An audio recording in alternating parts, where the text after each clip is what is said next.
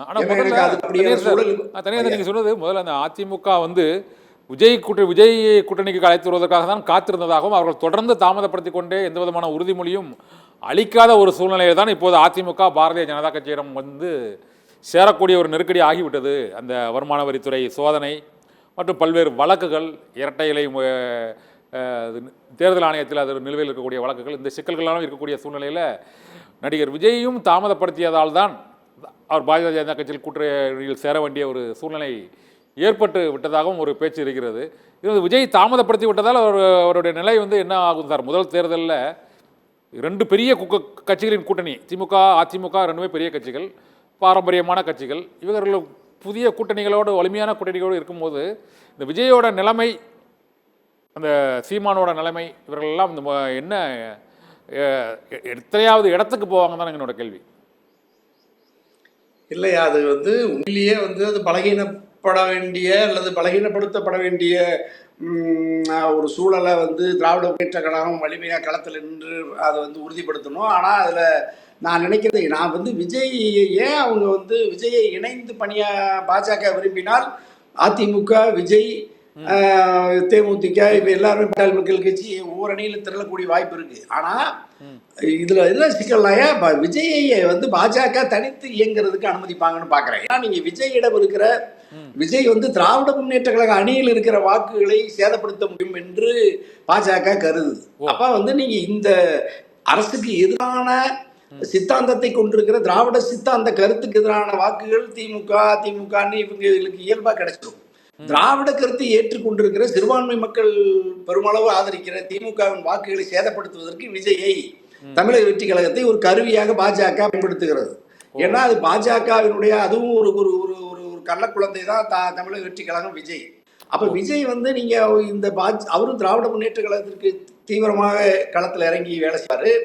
அப்ப அது பாஜகவே அவருக்கு அதற்குரிய எல்லா வேலையும் எல்லா வாய்ப்பு வசதியிலும் ஏற்படுத்தி தருவாங்க. அதுக்குதான் நீங்க விஜய்க்கு கூட ஒய் பிரிவு கூட பாதுகாப்பு கொடுத்து ஒரு விஜயை ஒரு பெரிய ஸ்டாரா காட்டுறாங்க.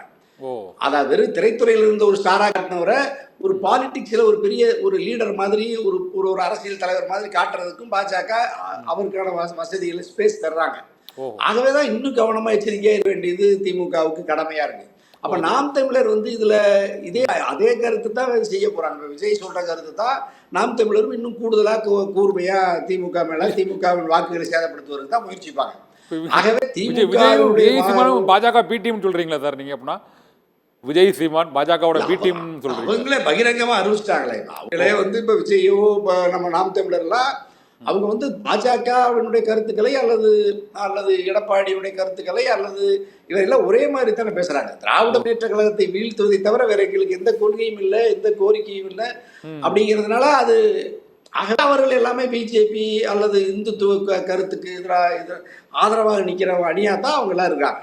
ஆகவே ஆனாலும் இப்ப நீங்க சீமானோ அல்லது விஜய் தனியா நிறுத்தி திமுகவின் பாரம்பரிய வாக்குகளை சிதைப்பதற்கு முயற்சிப்பாங்க. அதாவது சிறுபான்மையினருடைய வாக்குகளை ஒரு வகையில திமுகவின் வாக்குகளை சிதறடிப்பது, அதிமுக பாஜகவினுடைய பாரம்பரிய வாக்குகளை பெறுவது என்பது வெற்றிக்கு துணை வினையாற்றும்னு பாஜக விரும்புறாங்க, நம்புறாங்க.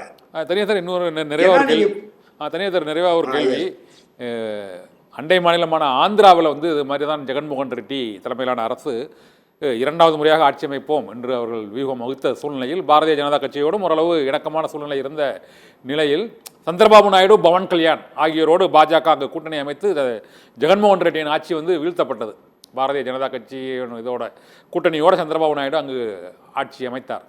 அதே போல் இங்கேயும் அதிமுக மற்றும் பாஜக கூட்டணி அமைத்து மற்ற கட்சிகளையும் இணைத்து திமுகவின் இந்த இரண்டாவது முறையாக ஆட்சி அமைக்கும் கனவை கலைப்போம் என்று இப்போதைக்கு பாரதிய ஜனதா கட்சி மற்றும் அதிமுக அவர்களது ஆதரவு வலைத்தளங்கள் விமர்சகர்களிடையே ஒரு அந்த கருத்து பரவலாக பேசப்படுகிறது. ஆந்திர சூழல் தமிழக சூழலில் பலிக்குமா? இரண்டாவது முறையாக ஆட்சி அமைக்கும் கனவு கலையுமா அல்லது நிறைவேறுமா சார் திமுக கூட்டணிக்கு? நீங்கள் எப்படி பார்க்குறீங்க பொதுவாக? இப்போ இல்லை ஆந்திராவில் பொறுத்த வரைக்கும் இப்போ ஜெகன்மோகன் ரெட்டி வந்து ஒரு குழந்தை, ஒரு அரசியலில் வந்து ஒரு ஒரு பெரிய அளவில் பேச்சியோ முதிர்ச்சியோ இல்லாத அவங்க அப்பாவோட அதோட பாரம்பரிய காங்கிரஸ் வாக்கு தான். ஆனால் நீங்கள் அது வந்து காங்கிரஸே அவரோட உறவு இல்லை. காங்கிரஸ் அவருடைய சொந்த சகோதரியை எதிர்த்து களத்தில் நின்னாங்க. ஆகவே இங்கே வந்து திமுக ஒரு கூட்டணி அல்லது அதனுடைய பெரிய முதிர்ச்சி, அதனுடைய அனுபவம், அதனுடைய பாரம்பரியம், அது ஒரு வலிமை சேர்க்கும். அவ்வளவு இலகுவாக ஜெகன்மோகன் ரெட்டியை தோற்கடித்ததை போல திராவிட முன்னேற்ற கழகத்தினுடைய அணியை அல்லது திராவிட முன்னேற்ற கழகத்தை அவ்வளவு இலகுவாக அதிகாரத்தில் இருந்து அகற்றுவது சுலபம் இல்லை. ஆனால் மிகப்பெரிய சவாலை கட்டாயமாக இந்த 2026 தரும். 2021 விட 2026 திராவிட முன்னேற்ற கழகத்திற்கான களம் ஒரு சோதனையான களமா இருக்கும், கட்டாயமா இருக்கும். ஆனா அந்த சோதனையை கடந்து பெருமளவு தமிழ்நாட்டு மக்களின் பேராதரவோடு வெற்றியை பெறுவதற்கான சூழல் இப்போ வரைக்கும் இருக்குயா.